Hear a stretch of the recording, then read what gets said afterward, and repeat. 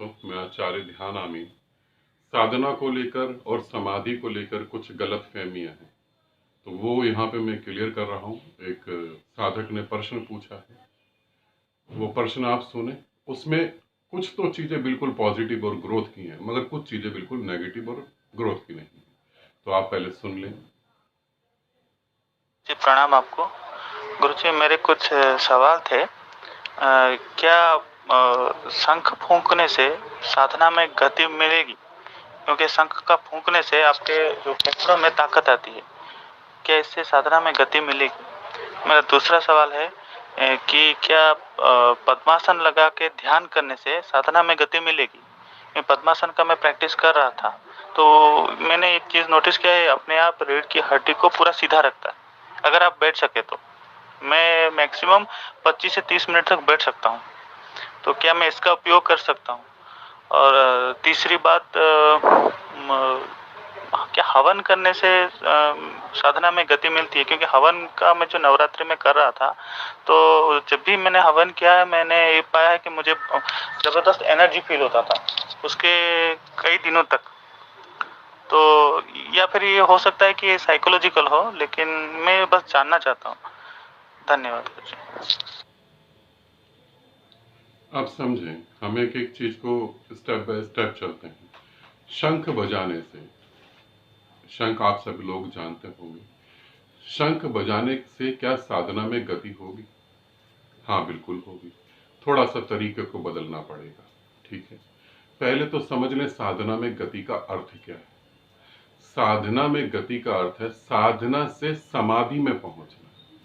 समाधि का अर्थ क्या है? समाधि का अर्थ है सभी समस्याओं का समाधान। अब कोई समस्या नहीं।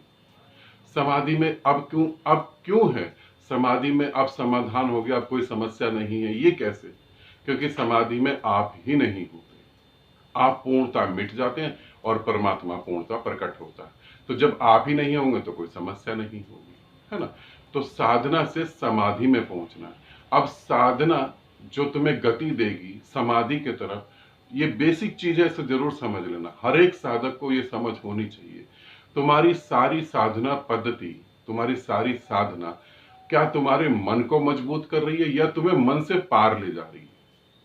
अगर तुम्हारी साधना तुम्हें मन को मजबूत कर रही है और तुम मन के जाल में उतर रहे हो, मन पावरफुल हो रहा है, तो वो समाधि नहीं है।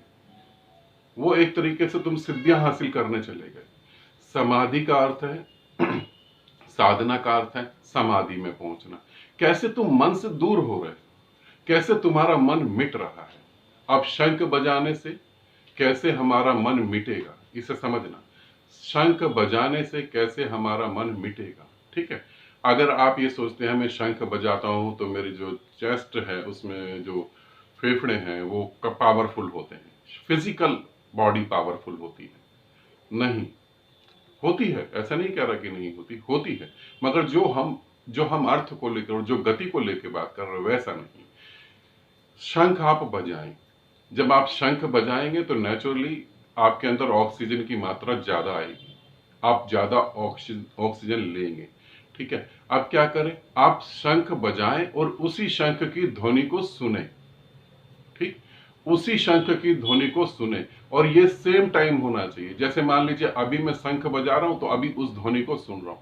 फिर आप 1 मिनट, 1.5 मिनट, 2 मिनट का एक ब्रेक दें, आंखें बंद कर ले और उन बंद आंखों से उस ध्वनि को सुने। वो ध्वनि अभी विराजमान है, अभी वो ध्वनि बैठी हुई है आपके घर में, आपके कमरे में, आपके पूजा स्थल पे जहां आप बजा रहे हैं। ध्वनि को मारने का कोई उपाय नहीं है। बुद्ध ने जो बोला वो आज ब्रह्मांड में है, ढूंढने वाला उसे ढूंढ लेता है।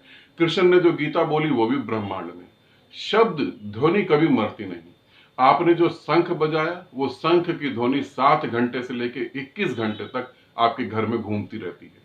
तो वो ध्वनि को आप सुने, 2 मिनट आंख बंद करें और गहरे से सुने और गहरे से सुने और गहरे से सुने।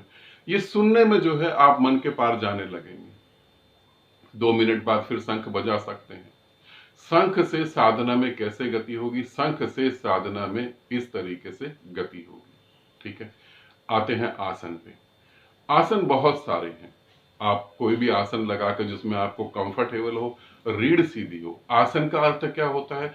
जब आप आसन में बैठते हैं, पद्मासन हो, सिद्धासन हो, कुछ भी, जब आप उसमें बैठते हो तो आपका गुरुत्वाकर्षण, जैसे आपकी रीढ़ सीधी होती है तो आपको गुरुत्वाकर्षण कम महसूस होता है, आपको शरीर हल्का महसूस होता है। और जिस व्यक्ति को साधना में शरीर महसूस ही नहीं होता, उसका मन मिट जाता है।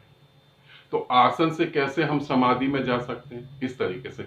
मगर आसन लगा के बैठ गए आप, अब आप सोच रहे हैं आज दुकान में तो ये सामान डलवाना है, आज दुकान ऐसे करनी है, उस नौकर को जो है तनख्वाह देनी है, या ऑफिस में जाना तो बॉस से ऐसे बात करनी है, या मुझे ऐसे अर्निंग करनी है, उसका उधार देना है, तो वो आसन बेकार है, फिर आप गति नहीं कर पा रहे, समझे।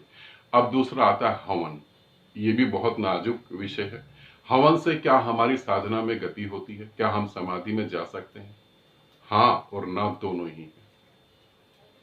हवन करते हैं आप किसी लालच के चक्कर में, तो आप समाधि में नहीं जा सकते, फिर आप गति नहीं कर सकते। हवन में क्या साइंटिफिक चीजें हैं? बहुत सारे लोग बोलते हैं मंत्र बोलने से आसपास का वातावरण शुद्ध होता है।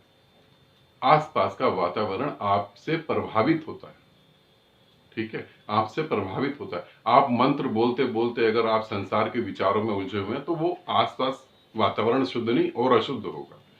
हवन में क्या चीज है जो आपको गति देती है? हमारी 5 इंद्रियां हैं जहां से हम परमात्मा को पा सकते हैं। हवन में जो आपकी सूंघने की शक्ति है वो आपको गति देती है। जब हवन सामग्री आग में डलती है और वो घी जब डलता है, उसकी जो सुगंध होती है, उसकी जो खुशबू होती है, वो आपके जब अंदर जाती है तो आपके अंदर एक ऐसी खुशबू जो इस पृथ्वी की नहीं है, उससे वो टच होती है। और उससे टच होने के बाद अगर आप वहां मंत्रों को दोहराते हैं तो मन और शांत होता है। तो हवन अगर आप करते हैं बिना किसी स्वार्थ के, बिना किसी लक्ष्य के, और उस सुगंध के अंदर समा जाते हैं, उन मंत्रों के बाद जो शांति पैदा होती है उसमें समा जाते हैं, तो हवन आपकी साधना में गति देगा, फिर आपकी साधना समाधि में जाएगी, ठीक है ना। क्योंकि ये सारी चीजें आपको मन के पार भी ले जा सकती हैं और ये सारी चीजें आपको मन में और वासनाओं में फंसा भी सकती हैं। कोई हवन इसलिए कर सकता है कि उसकी घर शुद्धि हो, उसका परिवार सुखी रहे, परिवार सुखी रहे। इस पृथ्वी पर ऐसा कौन सा आदमी है जो सुखी और आनंदित है? आज है, शाम तक सब खत्म हो जाता है, ठीक है। शंख बजाने से ध्वनि पूरे घर को पवित्र करती है। पवित्र शंख की ध्वनि नहीं करेगी, शंख के साथ जुड़ी हुई तुम्हारी आत्मा की ध्वनि करेगी, तब घर पवित्र होगा, तब तुम पवित्र हो। ये तीनों चीजें जो तुमने पूछी उनको इस तरीके से करो और इस तरीके से समझो, फिर जो तुम कुंडलिनी साधना कर रहे हो ग्रुप में जुड़ के, वो भी बहुत अच्छे से गति करेगी, ठीक है। आनंदित रहो, सदा खुश रहो। बहुत बहुत प्रेम आप सभी को।